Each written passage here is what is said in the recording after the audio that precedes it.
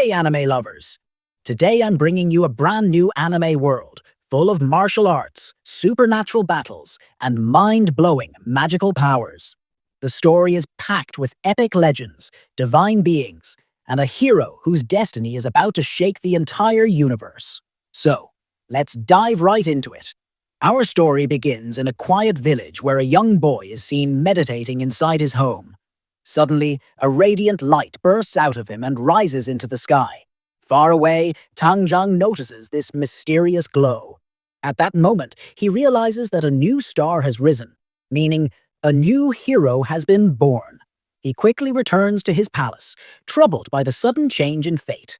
Soon, the goddess of conditions arrives and asks him, "Why are you so worried?" At first, Tang Zhang hesitates, but eventually he begins to explain. He tells her that in their world, time flows differently across realms and planes. For example, one single day in the God realm equals one full year on Earth. Because of this strange flow of time, Tang Zhang has been staying in the God realm for the last 20 years, which actually means thousands of years have already passed on Earth. Long ago, the gods of kindness and evil descended upon Earth, and their presence completely reshaped the planet's geography. The Earth's crust shifted, creating massive changes. Lands that were once far apart merged together, forming new continents. But Tang Zhang himself can no longer interfere directly in the mortal world. He can only watch from afar. Around 4,000 years earlier, the Sun-Moon continent collided with other great lands, sparking an enormous war. Many kingdoms tried to resist, yet none could withstand the destructive force of that continent. And now, destiny is once again preparing to test both gods and mortals. Nearly 10,000 years ago, this world had only two mighty empires. One was the Dian Empire, and the other its eternal rival. But over time, as continents kept colliding and merging, many new kingdoms began to rise. With more empires came endless conflict, and now this land is constantly at war. Each empire holds powerful modern weapons, and among them, the fiercest is the Darkland Empire. Yet the wheel of time eventually swallowed Darkland. In the last 4,000 years, Tang's homeland was reduced to ruins. Even though I hold the title of God King, I still could not save Tang. The empire I built with my own hands collapsed before my eyes, and that pain is heavier than any burden I've ever carried.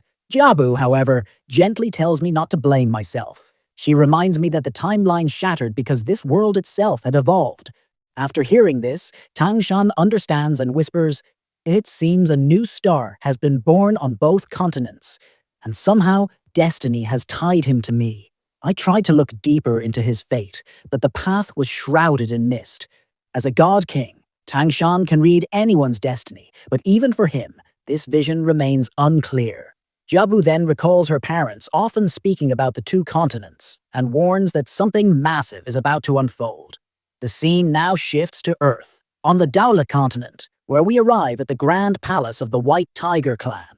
Inside its towering halls, a giant portrait of the clan's ruler dominates the wall.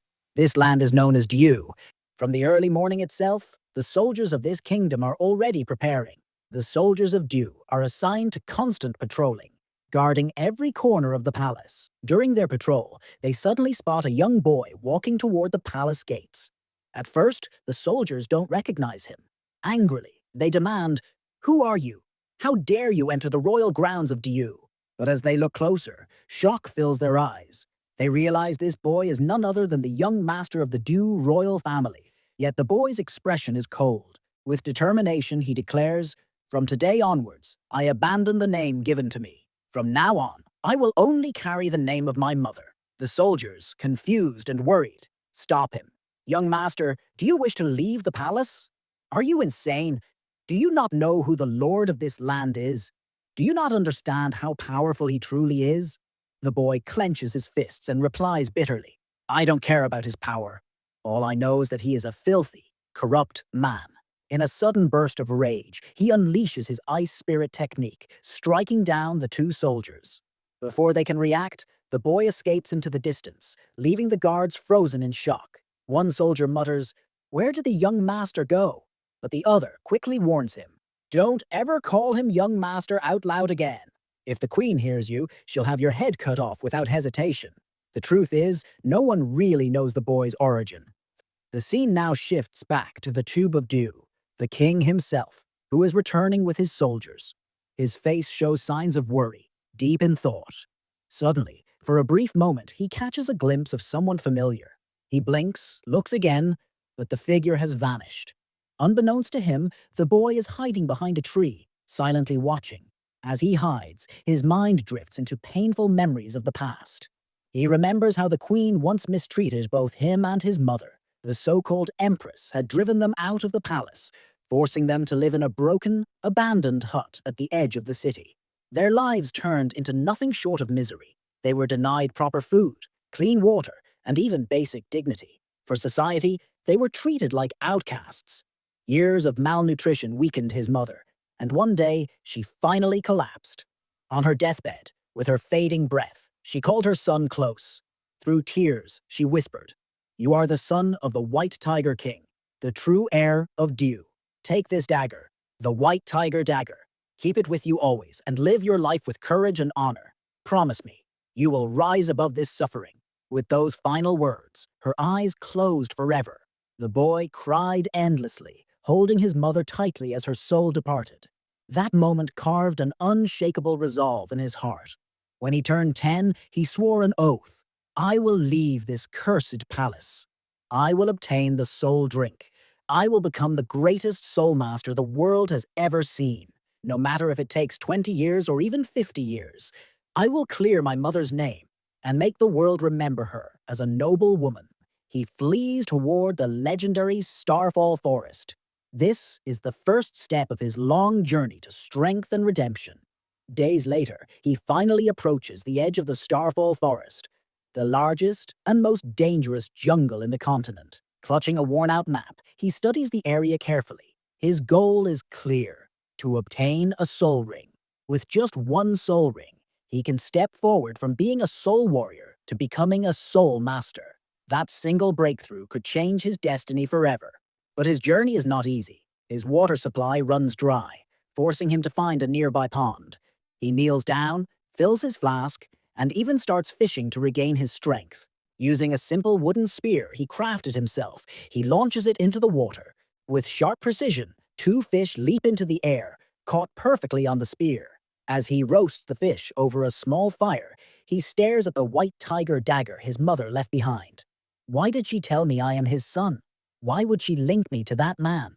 I will never accept him as my father, he mutters with bitterness. Just as he takes his first bite, a playful voice interrupts. "Wow, that smells delicious.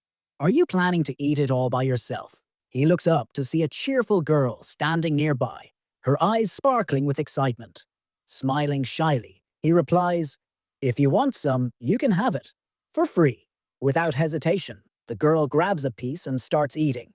Moments later, her friend arrives, a calm and well-mannered boy. Shaking his head, the boy says, "Really? You didn't even ask before taking his food. He probably hasn't eaten properly in days." The girl laughs and teases him. "Oh, don't act so strict. At least I know how to enjoy good food." Amused by their banter, the boy offers his fish to the newcomer as well.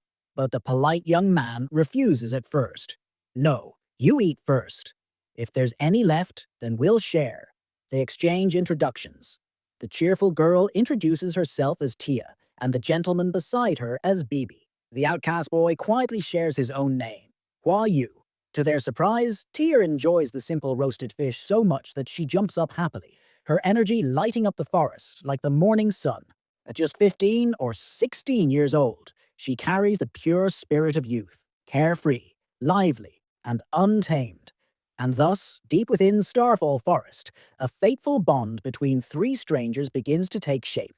Tia, the cheerful girl, keeps teasing while enjoying the roasted fish, and soon all 3 share a light-hearted meal together. Afterward, Hua Yu thanks them and prepares to leave. "Where are you going?" Bibi asks curiously. "To the Starfall Forest," Hua Yu replies with quiet determination. Bibi's expression turns serious. "That place is extremely far and extremely dangerous. With your weak soul power, stepping inside would be nothing less than gambling with your life." But Hua Yu simply nods and continues forward. His soul power may be weak, but his resolve is stronger than steel. Days pass as he ventures deeper into the forest. The scenery grows breathtaking. Towering waterfalls, glowing flora, and mystical fog covering the land.